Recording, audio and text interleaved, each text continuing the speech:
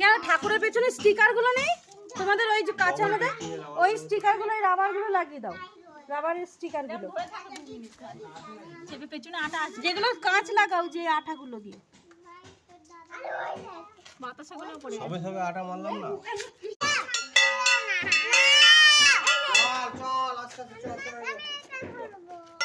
তুমি পেছনটা ধরবা আর সঞ্জু সামনেটা ধরুন না।